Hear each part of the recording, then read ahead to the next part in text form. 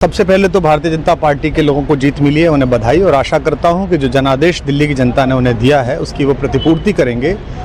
और वे सब आम आदमी पार्टी के लाखों करोड़ों कार्यकर्ता जो अन्ना आंदोलन से आए, जिनके बहुत ही निश्चल निष्पाप और बड़े भारत की राजनीति को बदलने के सपने की हत्या एक निर्लज्ज, नीच, मित्रहंता, आत्ममुग्ध और चरित्रहीन व्यक्ति ने की, उसके प्रति तो क्या संवेदना। दिल्ली को उससे मुक्ति मिली। और मैं ये जानता हूँ कि अब जो आम आदमी पार्टी में लोग बच गए थे सत्ता के लोभ में, लालच में, पदों के लिए, उस पैसे के चक्कर में, वे सब भी अब वापस जाएंगे, लौटेंगे, कुछ अपने व्यवसायों में लौटेंगे, कुछ पार्टियों में चले जाएंगे। और पतन यहाँ से प्रारंभ हुआ है उन लोगों का। मेरे लिए कोई प्रसन्नता का और दुख का विषय नहीं है, मैं बीच में खड़ा हूँ। प्रसन्नता इस बात की है कि करोड़ों लोगों ने आशा लगाई थी, करोड़ों लोगों ने, लोग अपनी नौकरियां छोड़ के आए थे, व्यवसाय छोड़ के आए थे, दुश्मनियां ली थी लोगों ने। उन सब की हत्या एक आत्ममुग्ध आदमी ने, एक चरित्रहीन आदमी ने अपनी निजी महत्वाकांक्षाओं की पूर्ति के लिए की। उसको दंड मिला, ईश्वरीय विधान से दंड मिला।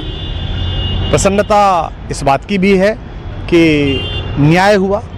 आज जब कहना नहीं चाहिए, लेकिन आज टीवी पर जब जंगपुरा का निर्णय आया और सामने दिखाई दिया कि मनीष हार गया, तो सदा तटस्थ रहने वाली और राजनीति से विरत रहने वाली मेरी पत्नी जो है, उसकी आंख में आंसू आ गए, वो रोने लगी। क्योंकि उसी से उसने ये कहा था कि अभी तो है ताकत, और उसने कहा था भैया ताकत सदा तो नहीं रहती।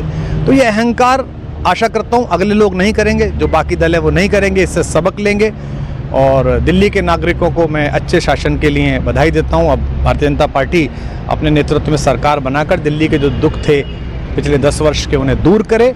और आम आदमी पार्टी के समस्त कार्यकर्ताओं को कहता हूं कि आपने जिस किसी भी लोभ लालच में, सब कुछ जानते हुए एक ऐसे व्यक्ति के समर्थन में काम किया जिसने अपने मित्रों की पीठ में झुरा घोंपा, गुरु को धोखा दिया, अपने साथ कंधे से कंधा मिला के लड़ने वाली महिलाओं को अपने घर ला के पिटवाया, अपनी निजी सुख और साधन के लिए जनता का पैसा खर्च किया, अब उससे आशा लगानी छोड़ें। अब बाहर निकलें, अपना अपना जीवन देखें।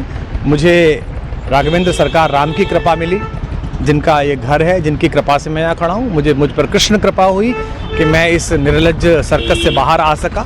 मैं उन सब से भी अच्छे भविष्य की कामना करता हूँ कि वो कोई गंदगी ना फैलाएं कहीं भी, वो लौट जाएं अपने शिविरों में। जिस तरह माधव को, कृष्ण को दूत देख कर भी भरी सभा में अट्टहास करने वाला दुर्योधन जो ये कहता था, सुचिग्रम नैव दास्यामि बिना युद्धे न केशवः, बिना युद्ध के 5 गांव भी नहीं दूंगा, आज वो अपनी सीटों के लिए तरस रहा है। और मुझे पता है कि इस दुर्योधन का अंत भी टूटी हुई जंघा के साथ बड़ा ही दारुण होगा। और भारतीय राजनीति एक कलंकित अध्याय के रूप में इस बौने दुर्योधन को और इसके दरबार के तमाम शकुनियों को याद करेगी। मैं उनकी मुक्ति की कामना करता हूं कि ईश्वर उन्हें इस दुख से बाहर निकाले। और समस्त लोगों को बधाई देता हूं कि चलिए अंततः न्याय हुआ। सर, बात करें दिल्ली के चुनाव या यूपी के उपचुनाव मिर्जापुर को लेकर, चुनाव आयोग पर तमाम तरह के आरोप लगाए जा रहे हैं। अखिलेश यादव ने कल कहा कि वहाँ उपचुनाव में मिलकर, ये राजनीतिक विषय है, इस पर मैं राजनीतिक कार्यकर्ता नहीं हूँ, तो इस पर मेरी टिप्पणी शोभनीय नहीं है। वो आपस में सब जाने। लेकिन दिल्ली के चुनावों को लेकर एक मिश्रित प्रतिक्रिया है। दुख है कि अन्ना आंदोलन से एक ऊर्जा जो पैदा हुई थी, जिससे देश में एक सकारात्मक बदलाव हो सकता था, एक वैकल्पिक राजनीति हो सकती थी, उसकी हत्या एक अहंकारी आदमी ने, एक आत्ममुग्ध और असुरक्षित आदमी ने कर दी।